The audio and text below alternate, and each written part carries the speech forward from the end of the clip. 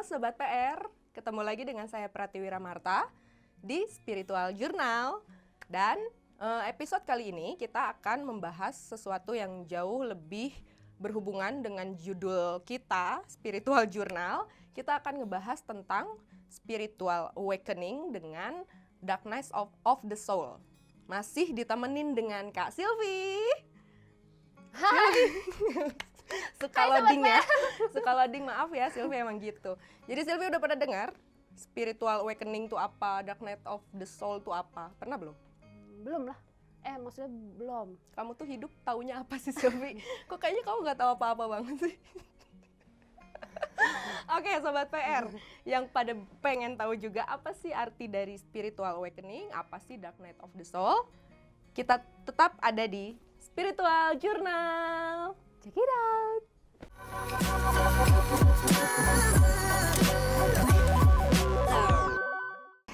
Baiklah, Sobat PR, karena pembahasan kali ini memang sangat-sangat umum sebenarnya untuk beberapa orang yang sudah tahu tentang Spiritual Awakening itu seperti apa sih.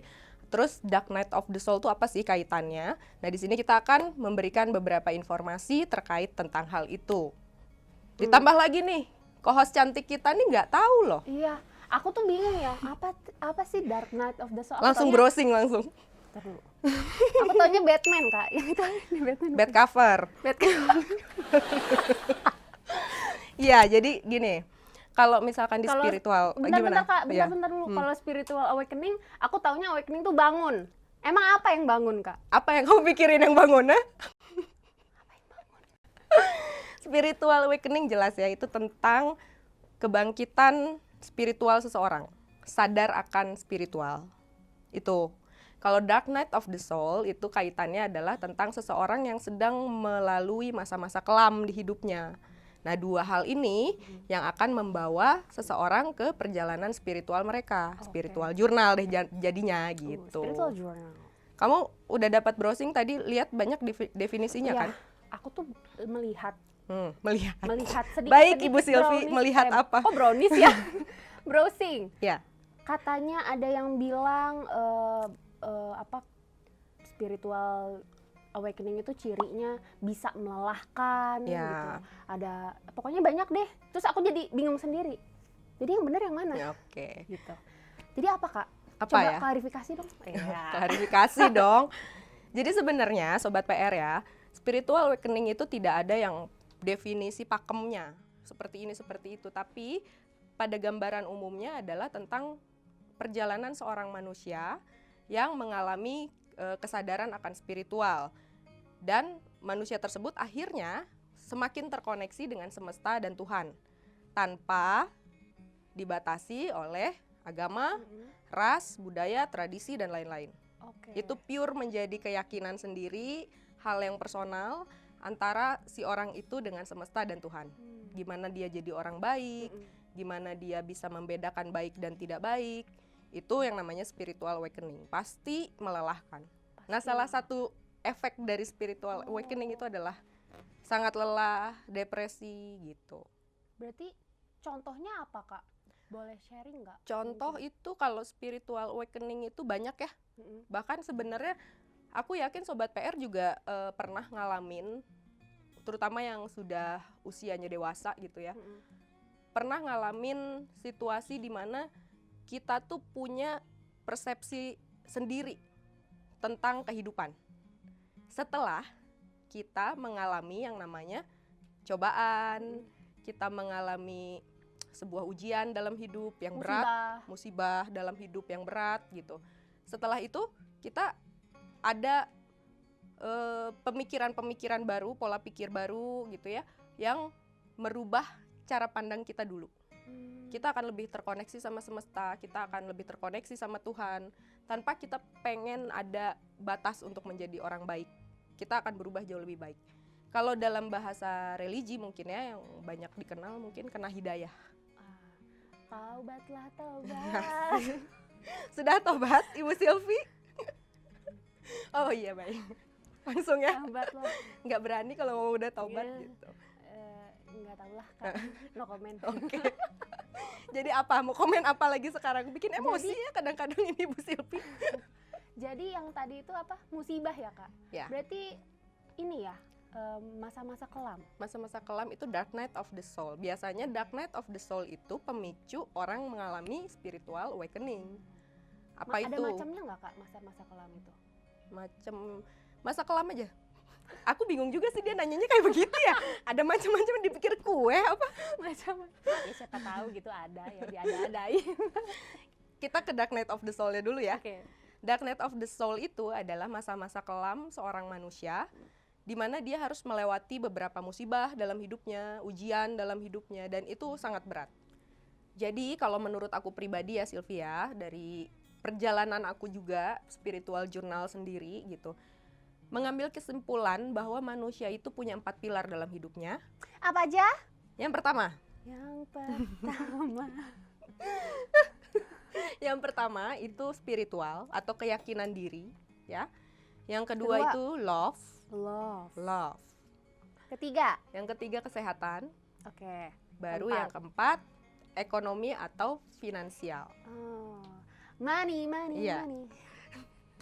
Jadi gitu.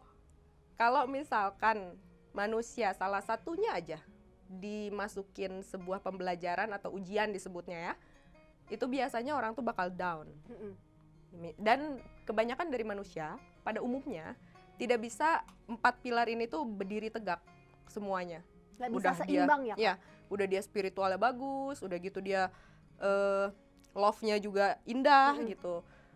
Terus ditambah dia juga secara kesehatan sangat-sangat sehat. Bugar gitu ya. Keuangan juga luar biasa. Kan itu banyak kayaknya terlalu contohnya. sempurna sih. Terlalu Karena sempurna. di sini nggak ada yang sempurna. Hello. Betul, yang sempurna itu hanya Allah. baiklah. Gitu. Jadi di dark night of the soul biasanya masuk di antara 4 pilar ini. Gitu, yang menyebabkannya. Jadi orang itu down sampai masuk ke masa terkelamnya dia. Bisa karena dia digoda atau dapat ujian di ekonomi, bisa di kesehatan, bisa juga di love atau di spiritual. Jadi saat salah satu ini ada yang kena, roboh gitu, pasti manusia itu mengalami dark night of the soul. Nah, saat mengalami dark night of the soul atau masa-masa kelam dalam hidupnya, di situ baru dia akan menemukan pembelajaran baru yang membuat dia lebih sadar akan spiritual. Jadi biasanya juga kan kalau orang-orang yang basicnya memang udah, semua orang sebenarnya basicnya baik, biasanya akan membawa yang namanya pembelajaran atau ujian gitu, dia akan membawa itu sebagai sesuatu yang bisa nge-upgrade dirinya dia. Merubah sudut pandangnya dari yang dulunya mungkin terlalu sempit jadi lebih open minded, kayak gitu. Kalau misalkan ada nggak yang terjerumus terus sampai dalam, biasanya kalau pilarnya lebih dari satu yang roboh, itu kayak dia udah nggak tahu harus apa-apa, jadi hanya tinggal spiritual aja, cuman punya keyakinan, mentok yang lainnya, ekonominya udah hancur, kesehatannya terganggu, love-nya dia juga nggak ada, akhirnya dia cuma punya spiritual. Satu ini yang bisa nyelamatin.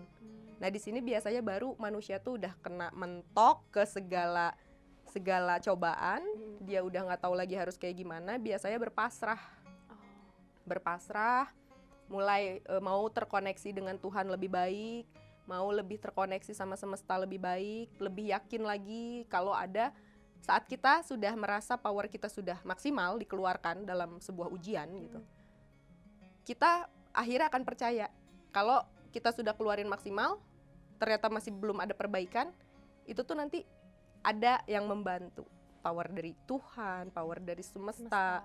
Setelah mengalami itu, baru keyakinan spiritualnya tambah tinggi. Bangun ya. Di situ dia bangun. Baru di situ percaya, oh iya, keagungan Tuhan gitu. Oh, iya. Kamu pernah ngerasain itu? Kayaknya kamu lurus aja gitu, kayak TV ya, kayak lurus aja gitu, flat gitu. Nah, aku nggak ngerti sih maksudnya gimana, bangun apa ya. Aduh, coba bayangin ya, saya udah cuap-cuap Sobat PR, tapi dia masih saya belum mengerti. Tapi Kak, berarti kalau misalnya kita, ciri-ciri orang yang bangkit secara spiritual itu, apakah harus punya masalah dulu, yang tadi musibah dulu? Kayak misalnya kan suka ada nih Sobat PR yang kita harus kecopetan dulu baru kita sholat gitu. Kayak gitu ya Kak. Harus jadi copet, ketangkep dulu baru sholat gitu. Baru pakai kerudung gitu Ya. misalnya. Itu emang harus gitu atau gimana, Kak?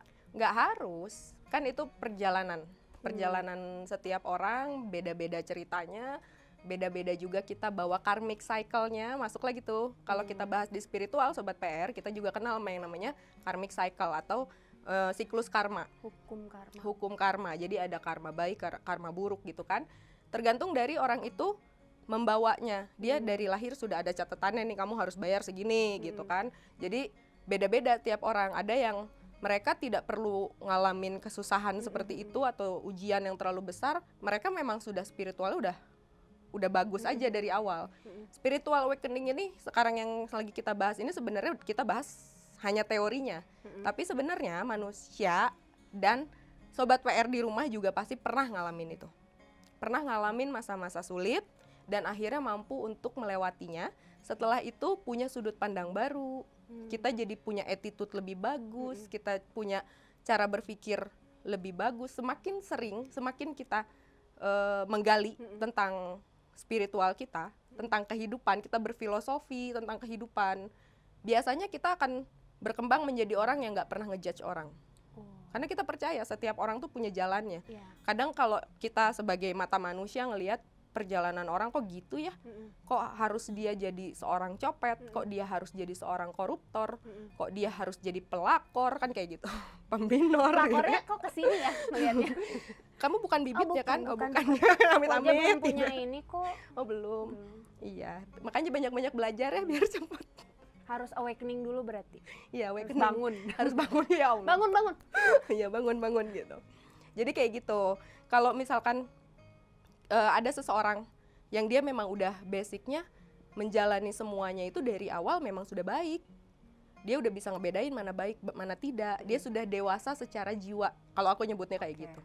Makanya aku jarang melihat seseorang itu dari usia. Karena usia itu kan angka. Iya. Tapi kedewasaan itu pola pikir. Pola pikir terbentuk dari experience, dari pengalaman seseorang. Dan di spiritual, Sobat PR, aku kasih informasi kalau dalam spiritual, kita percaya dengan adanya past life.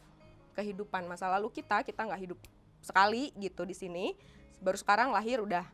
Tapi kita punya past life, di mana past life kita inilah yang membuat setiap manusia tuh beda-beda kedewasaannya. Ada anak kecil, tapi kok kayaknya dewasa banget. Ada orang yang udah dewasa, tapi kok kayak anak kecil. Berkaca Gitu. aku. Seperti itu.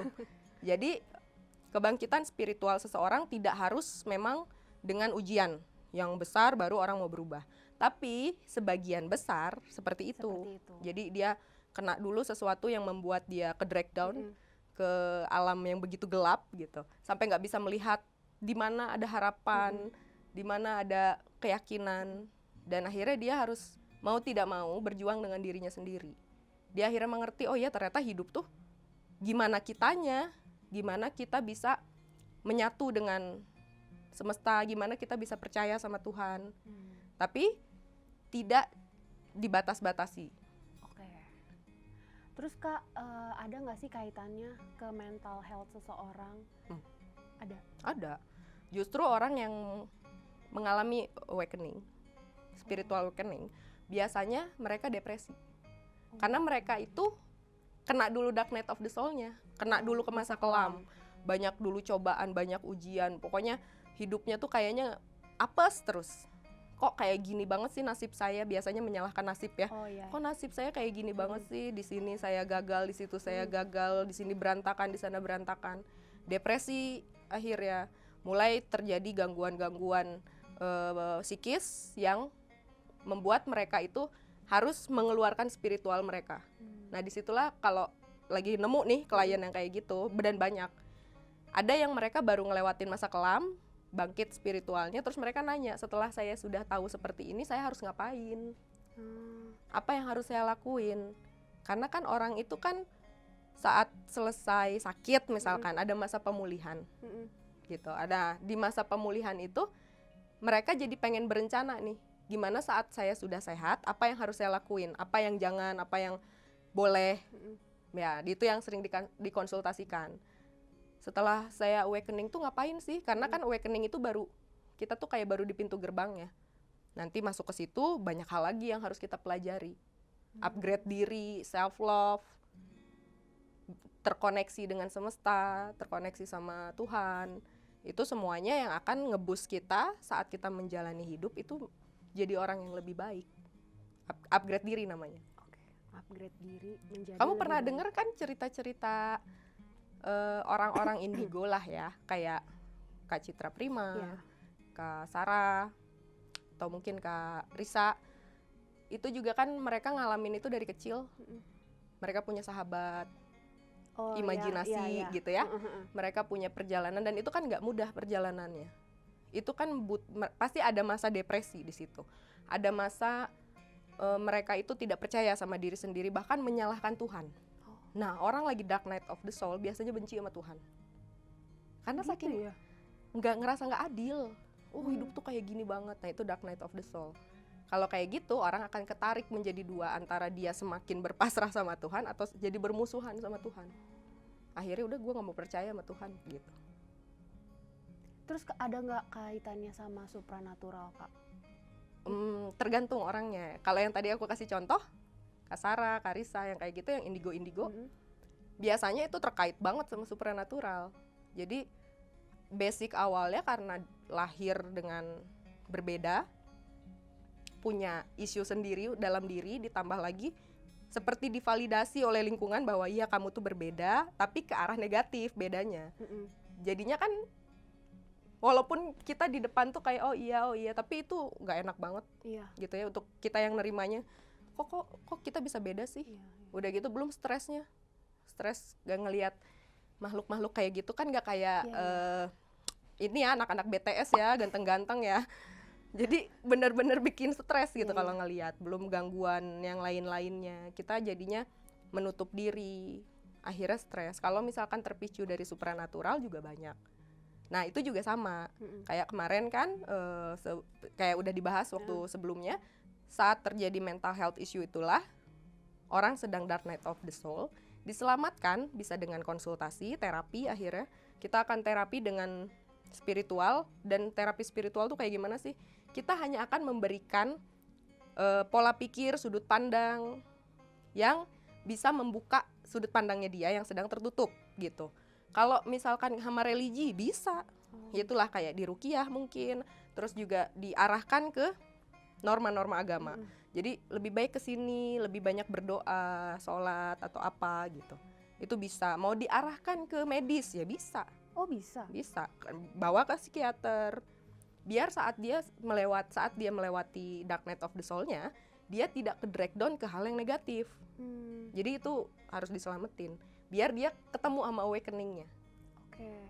Berarti dari semua itu gimana caranya kita untuk meningkatkan spiritualitas spiral. Suka Spiral ngaco dong. ya Ibu. Spiritualitas kita gitu. Gimana cara ningkatinnya?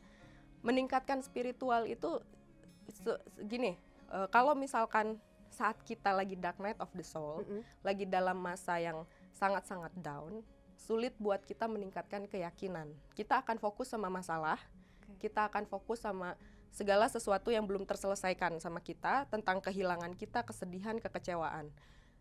Kalau aku ada saran ke Sobat PR yang sedang ngalamin mungkin dark night of the soul atau masa-masa kelam, masa-masa sulit dalam hidup, itu kalian harus memberikan diri kalian waktu, tapi harus ada masanya. Berikan diri kalian waktu untuk bersedih, untuk kecewa, untuk marah, bahkan mungkin untuk ngamuk gitu. Dikasih aja dulu ruang untuk mengeluarkan semua itu. Lalu setelah itu baru cari healer. Kalau merasa memang saya udah nggak bisa nih kalau sendiri, saya butuh support, saya butuh seseorang yang bisa tetap ngebuat saya eling tuh waras ya. Waras gitu. Jadi jangan sampai ngebuat saya tuh malah semakin tidak percaya Tuhan. Ini udah gejalanya udah mulai aneh nih. Kok saya jadi benci sama Tuhan? Kok saya jadi nggak percaya sama Tuhan? Kalau sudah mulai ngerasa seperti itu, segera untuk cari pertolongan atau seorang healer, pembimbing, bisa pembimbing spiritual, pembimbing religi, atau pembimbing medis. Jadi semuanya bisa dilakukan. Yang penting kalau sudah dengar nih ada informasi seperti itu, setidaknya untuk tindakan awal yang harus kita lakukan, Kita sudah tahu, informasinya sudah ada, jadi waktu kadang kita jadi otomatis gitu loh, ini kok kayaknya gejalanya udah terlalu berlebihan nih saya gitu. Ini kayaknya saya butuh seseorang, dan jangan denial, jangan bingung, aduh saya harus kemana ya. Jangan bingung, karena banyak sekarang kan. Cuman kan masih belum umum orang tuh ke psikiater, psikolog gitu. Mereka lebih umum kalau ngerasain sakit fisik, kata aku juga. Ya, orang kalau udah sakit fisik udah jelas ke dokter karena itu udah hal yang umum. Tapi kalau sakitnya psikis mereka bingung biasanya kemana. Kadang juga dan kurang nggak menyadari juga dan kayak malu nggak gitu. Iya, karena kan ya disebut gangguan mental tuh kan kesannya kayak gila ya, padahal nggak kayak gitu. Sakit gangguan mental itu kalau di fisik sama dengan batuk, flu, pilek. Jadi ya sama aja harus diobatin, nggak bukan kan kita juga ada tingkatannya ya, bukan yang langsung gila, langsung kayak gimana. Jadi justru begitu itu kita supaya nggak gila. Iya, jangan sampai ke taraf situ. Kita berobat gitu. Orang yang kalau misalkan kena dark night of the soul, tapi dia saat awakening, dia nggak nemuin awakening, itu bisa ya gitu, betul-betul hilang kewarasannya. Oke. Ngeri soalnya kalau udah mental health nggak segera disembuhkan. Jadi kayak udah gejala tuh kita seenggaknya sharing lah sama siapa. Kalau misalkan mikir, ya kan gampang ngomong kayak gitu ke psikiater, ke konsultan, itu kan mahal bayar gitu. Iya, cari ke teman, yang dipercaya ya Kak. Cari ke teman, atau mungkin bisa ke jalur religi, coba konsultasi atau ngobrol sama ahli agama yang setidaknya mencari ketenangan jiwa kita. Karena itu yang dibutuhin tuh, kita butuh seseorang, mau itu siapapun, yang pasti dia berkompetensi atau memiliki sesuatu dalam dirinya yang bisa nge-up. Jadi kalau misalkan kamu lagi dalam kondisi begitu, kamu nggak mungkin dong cerita misalkan ada tukang batagor lewat kamu cerita, kan nggak mungkin dong. ya. Kamu pasti juga kalaupun punya teman kamu pasti mikir kan, siapa ya gitu, yang kira-kira kamu bisa ngerasain nih. Nah di situ intuisi kamu dipakai, intuisi yang kira-kira teman yang Kita dewasa, pilih ya. Iya, yang dewasa. Terus kalau aku cerita dia nggak ada judgement ke kita, nggak nambahin beban kita. Nah itu yang dipilih. Jadi milih teman cerita juga nggak bisa asal comot, tunjuk ya. Iya. Gitu Sobat PR, pilihlah teman yang bisa mendengarkan kamu. Kayaknya Mbak Silvi ada yang suka mendengarkan nggak ke Mbak Silvi? Gak ada sih. Oh iya sih, gemesin soalnya emang. Lebih ke, ini orang kenapa ya gitu. Kayaknya flat gitu hidupnya ya. Flat, ya gimana. Hanya berkedip, bernapas, berkedip. Oke Silvi, gimana? Ada yang pengen ditanyain lagi? Ada. Apa? Ada dong. Apa tuh? Kesempatan buat nanya. Ini Kak, jadi kalau misalnya orang yang udah bangkit secara spiritual, itu orang itu cenderung akan seperti apa sih? Apakah dia akan jadi orang yang baik kah? Atau orang yang buruk?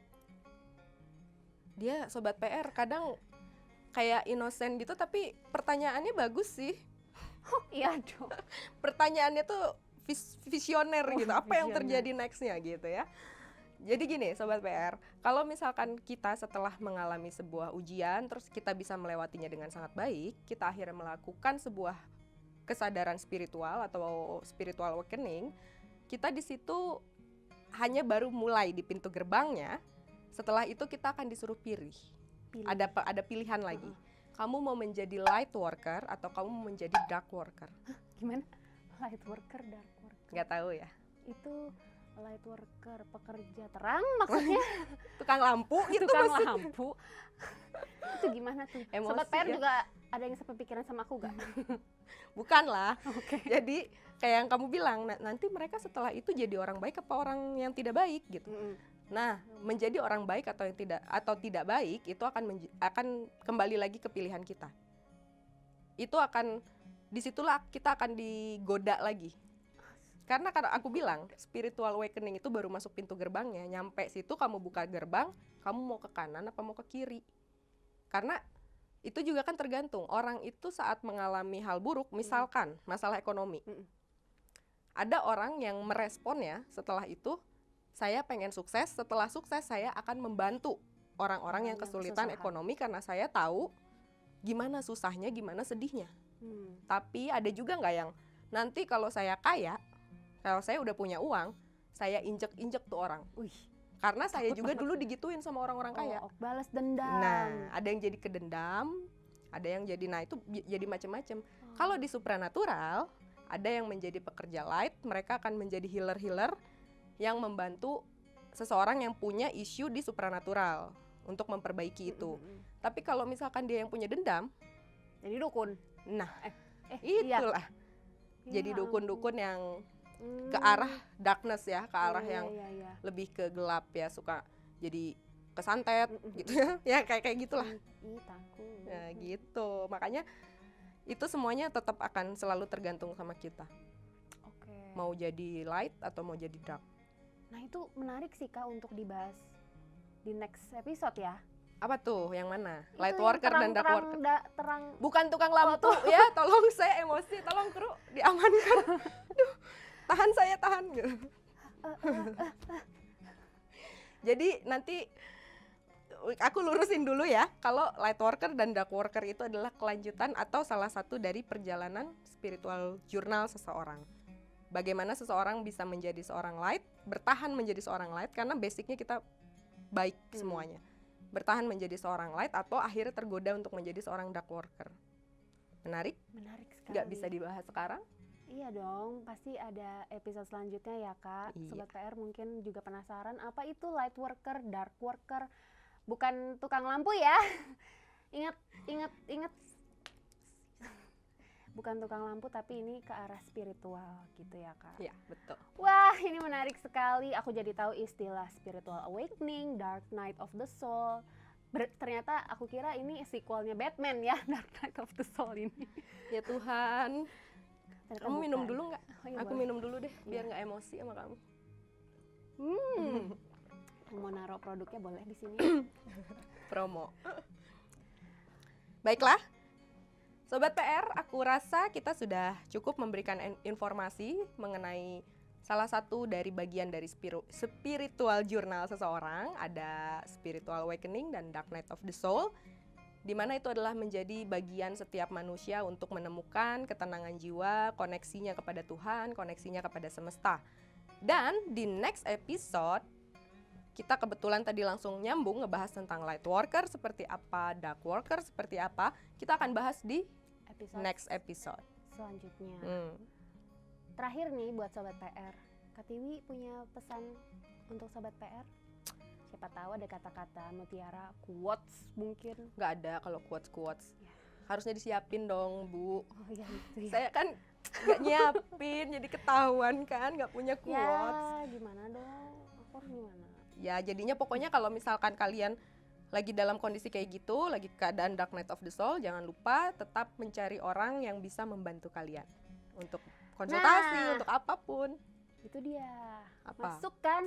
Kemana Kak? Kita kalau misalnya bingung mau cerita ke siapa, mau konsultasi tentang kehidupan, aduh bingung nih, aku punya masalah tentang hidup ini, aku kok gini ya. Kalian bisa langsung tanya langsung ke Kak Tiwi di sini nih.